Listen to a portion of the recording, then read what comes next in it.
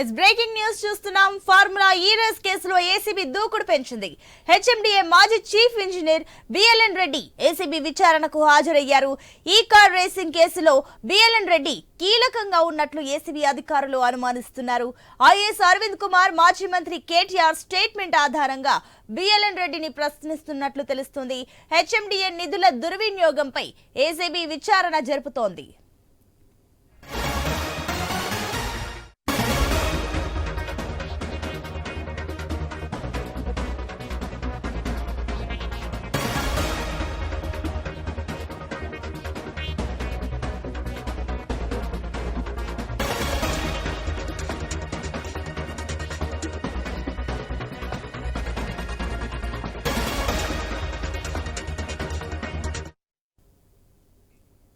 Formula E race కేసులో ACB దూకుడు పెంచింది. హెచ్ఎండిఏ మాజీ chief engineer BLN Reddy ACB విచారణకు హాజరయ్యారు. ఈ కార్ రేసింగ్ కేసులో బిఎల్ఎన్ రెడ్డి కీలకంగా ఉన్నట్లు ఏసీబీ అధికారులు అనుమానిస్తున్నారు. ఐఏఎస్ అరవింద్ కుమార్ మాజీ మంత్రి కేటీఆర్ స్టేట్మెంట్ ఆధారంగా బిఎల్ఎన్ రెడ్డిని ప్రశ్నిస్తున్నట్లు తెలుస్తుంది. హెచ్ఎండిఏ నిధుల దుర్వినియోగంపై ఏసీబీ విచారణ జరుపుతోంది.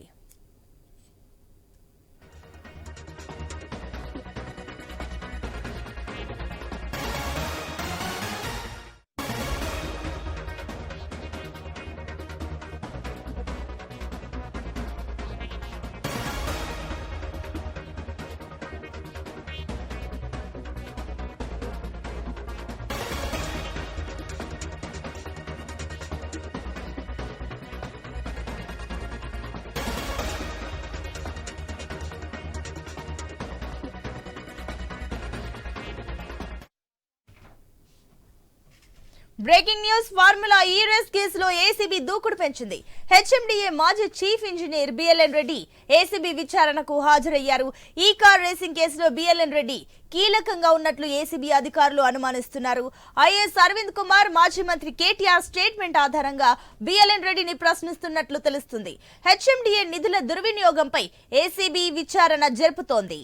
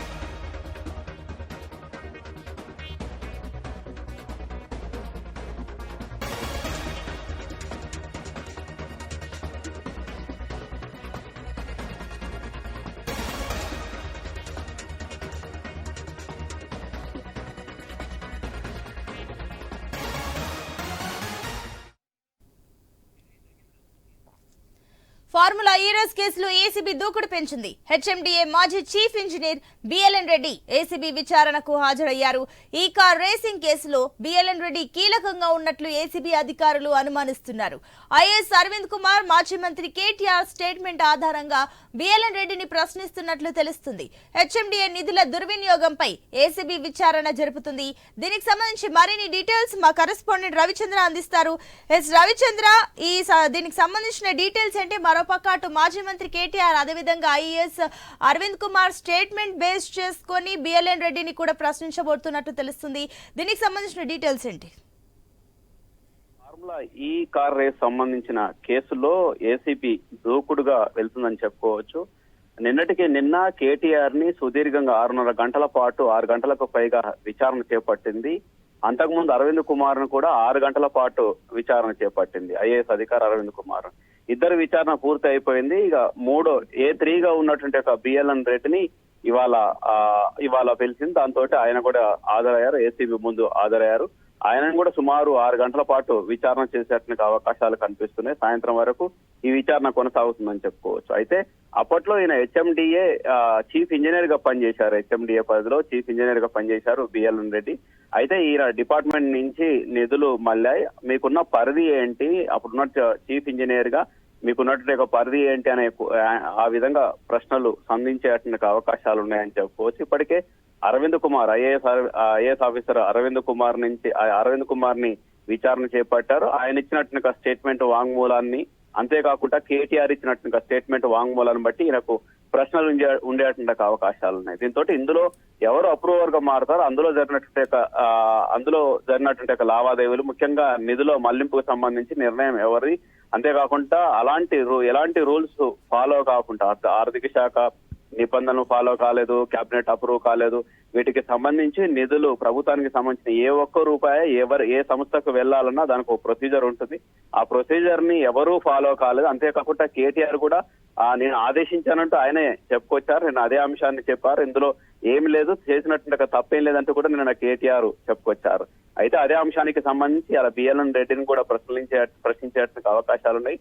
అంతేకాకుండా దీనికి సంబంధించి మిగతా అంటే ఇప్పుడు నిధుల మళ్లింపుతో పాటు ఆ సమయంలో ఇంకా ఏమైనా కన్స్ట్రక్షన్స్ కావచ్చు, ఇంకా ఏమైనా నిధులు ఖర్చు పెట్టారా, అటు హెచ్ఎండిఏ పరిధి నుంచి ఇంకేమైనా నిధులు ఖర్చు పెట్టారా, ఖర్చు పెట్టినట్టు నిధులు ఎక్కడి నుంచి సమకూర్చారు, ఎలా ఖర్చు పెట్టారు, దాంతో పాటు ఆ తర్వాత కూడా ఈ ఫార్ములా ఈ కార్ రేస్ సంబంధించిన కార్యక్రమాలు ఈవెంట్స్ చేపట్టిన తర్వాత సిటీకి కూడా ఎక్కువగా లాభం చేకూరిందంటూ అటు కేటీఆర్ కూడా చెప్పుకొస్తున్నారు. దానికి సంబంధించి ఏ విధంగా జరిగాయో, అంతకుముందు ఏం జరిగింది, ఆ సమయంలో ఏం జరిగిందన్న ప్రశ్నలు బిఎల్ఎన్ రెడ్డి నుంచి రాబట్టే విధంగా ఉందని చెప్పుకోవచ్చు. ఇప్పటికే ఇదే బిఎల్ఎన్ రెడ్డి ఈడీ ముందు కూడా విచారణకు వెళ్లారు. ఈడీ ముందు విచారణ కూడా చేపట్టారు ఈడీ కూడా. అయితే ఇప్పుడు ఏసీబీ విచారణ చేపడుతుంది. ఇవాళ బిఎల్ఎన్ రెడ్డిని ఏసీబీ విచారణ చేపడుతుంది. ఆయనను కూడా అదే అంశాన్ని మొన్న కేటీఆర్ ని అరవింద్ కుమార్ ను ప్రశ్నల విషయంలోనే ఈయనను కూడా అడిగేటువంటి అవకాశం ఉందని చెప్పుకోవచ్చు. మొత్తానికి ఏసీబీ దీనికి సంబంధించి ప్రైమరీగా A1 గా ఉన్నట్టు కేటీఆర్, A2 గా ఉన్న అరవింద్ కుమార్, A3 గా ఉన్న బిఎల్ఎన్ రెడ్డి నుంచి పూర్తి ప్రాథమిక విచారణ చేసిన తర్వాత ఇందులో ఎగ్జామైన్ చేసేసి ఆ తర్వాత మళ్ళీ ఏసీబీ దాడులు పెంచేటువంటి అవకాశాలు కూడా ఉంటాయి. అంతేకాకుండా ఏసీబీ ఇంకా విచారణ చేయాల్సిన అవసరం కూడా ఎక్కువ ఉందని చెప్పుకోవచ్చు. ఇది ఒక రోజుల్లో అయిపోయేటువంటి అవకాశాలు కాదు. ఇవాళ బిఎల్ఎన్ రెడ్డిని ఇవాళ విచారిస్తుంది, మళ్ళీ పిలిచేటువంటి అవకాశాలు కూడా ఉంటాయి. ఈ ముగ్గురు కూడా మళ్ళీ మరోసారి పిలిచేటువంటి అవకాశాలు ఉంటాయి, మరోసారి పిలిచేటువంటి అవకాశాలు ఉంటాయి. అయితే వీళ్ళు బయటకు వచ్చిన తర్వాత మళ్ళీ ఎప్పుడు పిలుస్తారన్న అంశాన్ని ఏ ఒక్కరికి చెప్పలేదు. నిన్న కేటీఆర్ కూడా అదే అంశాన్ని చెప్పారు, మళ్ళీ ఎప్పుడు రావాలన్న అంశాన్ని కూడా చెప్పలేదని చెప్పారు. అటు అరవింద్ కుమార్ కూడా అదే పరిస్థితి అని చెప్పుకోవచ్చు. అంటే పండగ వెళ్ళిన తర్వాత, సంక్రాంతి వెళ్ళిన తర్వాత మళ్ళీ విచారణకు పిలిచేటువంటి అవకాశాలు ఉన్నాయి. ఆ తర్వాత విచారణ చేపట్టేటువంటి అవకాశాలు ఉంటాయి. దాంతో ఫర్దర్ గా మళ్ళీ విచారణలో కొన్ని అంశాలు ఏసీబీ కూడా నిగూఢంగా ఉంచుతుంది. వీళ్ళు ఏం చెప్తున్నారు అన్న అంశాన్ని కూడా అటు ఏసీబీ కూడా బహిర్గతం చేయట్లేదు. వీళ్ళు కూడా కొన్ని అంశాలే, అటు కేటీఆర్ కావచ్చు, వీళ్ళు బయటకు వచ్చి వేరే అంశాలు చెప్తున్నారు. లోపల జరిగిన విచారణ కూడా వేరే ఉందన్న కోణంలో కూడా విశ్వసనీయ సమాచారాన్ని బట్టి తెలుస్తుందని చెప్పుకోవచ్చు. ఇదంతా కూడా మరోసారి విచారణ చేపడితేనే కొన్ని అంశాలు వస్తాయంటూ కూడా అటు ఏసీబీ అధికారులు చెప్తున్నారు. సునీత, రవిచంద్రన్ ఏదైతే నిన్న కేటీఆర్ ని ప్రశ్నించిన విచారణలో కూడా కేసీఆర్ ను టార్గెట్ చేస్తూ కొన్ని ప్రశ్నలు ఏసీబీ సంధించినట్టు తెలుస్తుంది. అయితే ఈ రోజు బిఎల్ఎన్ రెడ్డి కూడా అదే తరహాలో కేసీఆర్ ని టార్గెట్ చేసే ఛాన్సెస్ కనిపిస్తున్నాయి అనుకోవచ్చా? అయితే ఈ కేసు మొత్తం టార్గెట్ కేటీఆర్ ఉంటారు. A1 గా ఆయన ఉన్నారు కాబట్టి కేటీఆర్ ఉంటారు. కాకపోతే కేటీఆర్ సిఎస్ మీద నెపం పెట్టే విధంగా వ్యాఖ్యలు చేసినట్లు కూడా సమాచారం. అంటే ఏంటంటే చీఫ్ సెక్రటరీ చూసుకోవాలి, ఇదంతా మంత్రి శాఖకు, మున్సిపల్ శాఖ మంత్రిగా నేను నిర్ణయం తీసుకున్నాను, ఆదేశించాను, దానికి సంబంధించిన ప్రొసీజర్స్ అంతా చీఫ్ సెక్రటరీ చూసుకోవాల్సిన బాధ్యత ఉంటుందంటూ ఆయన చీఫ్ సెక్రటరీ మీద కూడా నెట్టేయడానికి ప్రయత్నం చేశారని చెప్పుకోవచ్చు. దీంతో చీఫ్ సెక్రటరీకి కూడా నోటీసులు ఇవ్వాలి, వారిని కూడా పిలిచేసి విచారించాలంటూ కూడా చెప్పుకొచ్చారు. దీంతో ఈ కేసు ఇంకా చాలా మలుపులు తిరుగుతుంది. ఇంకా మరికొంత మందిని కూడా ఇందులో ఇన్వాల్వ్ చేసి వాళ్ళని కూడా విచారించేటువంటి అంశం ఏమైనా ఏసీబీ పరిశీలిస్తుంది. ఎందుకంటే A1 గా ఉన్నట్టు కేటీఆర్ ఈ విధమైన సమాధానం చెప్పడంతో ఆయన ఇచ్చినట్టు వాంగ్మూలం స్టేట్మెంట్ ఆధారం చేసుకొని కూడా విచారణ చేపట్టాల్సి ఉంటుంది. ఇంకా కొంత సమయం పట్టేటువంటి అవకాశం ఉంది. అంతా కేటీఆర్ టార్గెట్ గానే కొనసాగుతుంది ఇందులో. ఎందుకంటే ఆయన ఆ శాఖ మంత్రిగా ఉన్నారు. అంతేకాకుండా ఆయన నేనే ఆదేశించాను, హైదరాబాద్ బ్రాండ్ ఇమేజ్ ని పెంచేందుకు నిర్ణయం తీసుకున్నారని చెప్తున్నారు. అందులో ఆ విధంగా చెప్తున్నారు. అయితే ఏసీబీ అంశం ఏంటంటే ఏసీబీ మరో కోణంలో కూడా విచారణ చేపడుతుంది. FUO కంపెనీకి నిధులు మళ్ళాయి.